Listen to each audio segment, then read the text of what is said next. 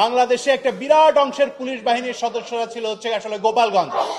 Police যখন কোনো অপরাধ করে তখন ওই পুলিশই আবার তার তদন্ত করে। এই পরিস্থিতির পরিবর্তন হওয়া দরকার আছে।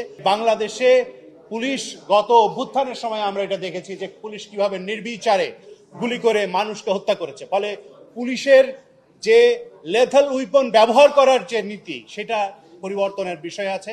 1861 সালে ব্রিটিশ আমলে প্রণীত যে আইন দ্বারা পুলিশ পরিচালিত হয় সেইটার পরিবর্তনের প্রয়োজনীয়তা আছে। আমরা এখানে দেখেছি যে পুলিশ যখন কোনো অপরাধ করে তখন ওই পুলিশই আবার তার তদন্ত করে। এই পরিস্থিতির পরিবর্তন হওয়া দরকার আছে।